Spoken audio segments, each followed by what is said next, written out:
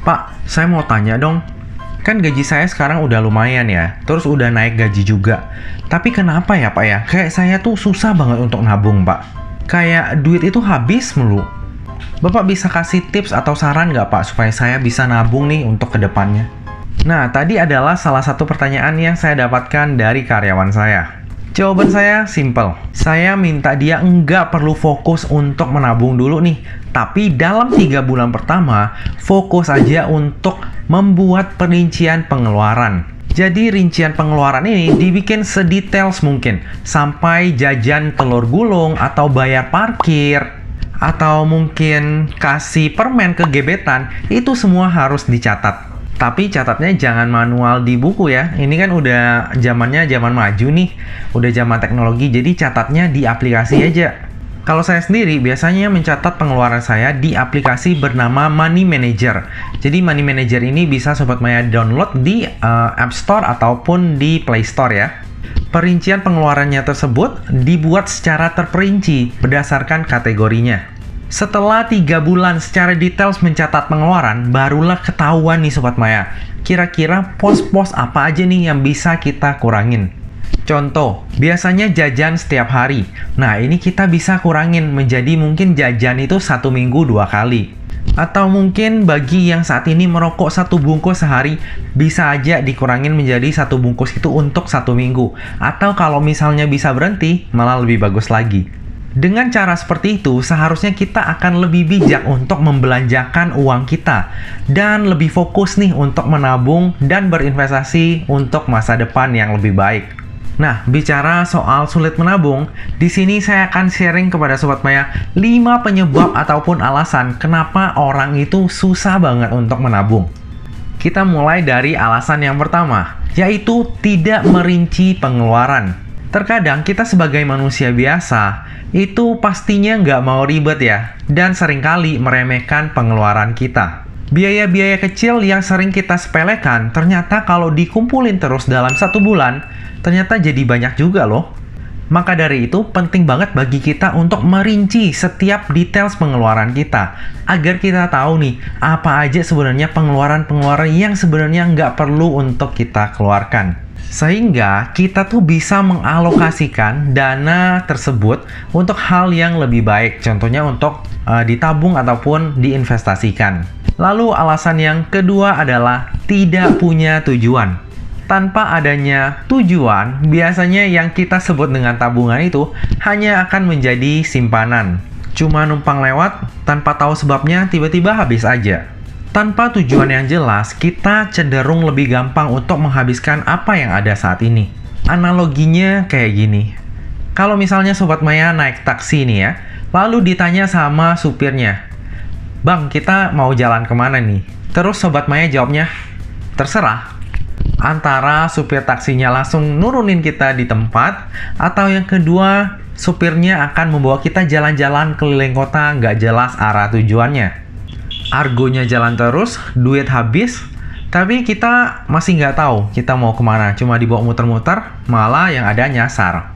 Tapi jangan khawatir karena sekarang udah ada Grab dan Gojek. Jadi tujuan kita sudah terarah. Canda sayang. Yang penting kebiasaan untuk menabung bisa terbentuk lebih dahulu. Jadi kita fokus mengejar tujuannya. Lalu alasan yang ketiga adalah pendapatan yang terlalu kecil.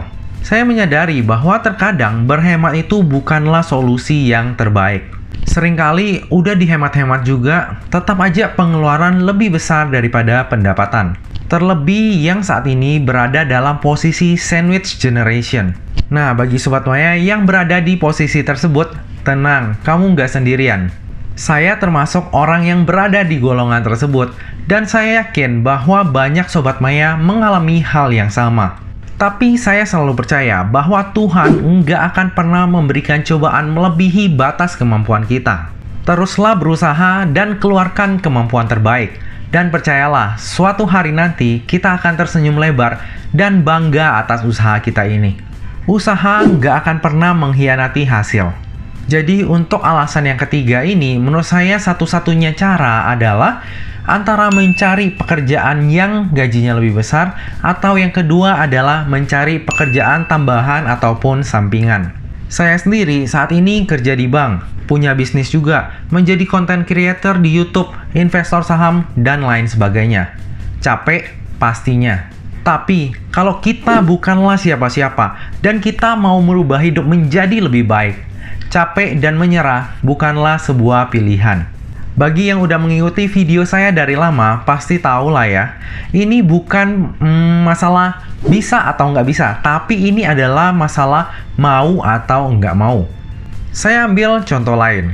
Di kedai Rasea, saya punya beberapa karyawan yang selain bekerja di Rasea juga punya pekerjaan sampingan.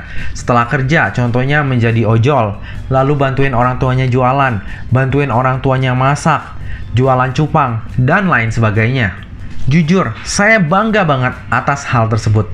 Mereka punya inisiatif untuk menjadi lebih baik dan nggak menyerah dengan keadaan. Jadi bagi Sobat Maya yang hari ini sedang menonton video ini, tetap semangat dan jangan pernah menyerah. Lalu alasan yang keempat adalah terlalu banyak hutang. Kalau kita ngomong tentang hutang, agak susah ya. Kadang memang ada banyak alasan kenapa hutang itu bisa terjadi. Ada yang memang butuh karena terdesak. Contohnya, salah satu anggota keluarganya sakit, jadi butuh dana untuk berobat. Jika punya hutang seperti ini, maka fokuslah untuk melunasi hutang tersebut. Karena pada umumnya yang namanya hutang itu pasti ada bunganya. Setelah hutang tersebut lunas, barulah kita bisa lebih fokus untuk menabung. Dan bagi yang nggak ada hutang, selamat ya. Karena cash flow kamu bakal aman, karena cash masih berkecukupan. Bagi yang masih punya hutang untuk gaya hidup ataupun konsumsi, maka bertobatlah. Hutang untuk gaya hidup ataupun konsumsi, apalagi dalam jumlah besar, itu nggak pernah baik. Lalu alasan yang terakhir atau alasan yang kelima adalah karena gaya hidup yang naik. Saat ada kenaikan gaji ataupun kenaikan pendapatan, secara nggak sadar biasanya gaya hidup kita juga ikutan naik. Hal inilah salah satu alasan terbesar kenapa kita itu susah banget untuk menabung. Dan terkadang gaya hidup yang naik ini mayoritas terjadi karena gengsi. Jabatan naik jadi manajer, yang dulu HP-nya Android udah cukup, sekarang ganti jadi iPhone. Biar katanya nggak malu-maluin jabatan. Dan masih banyak alibi lain.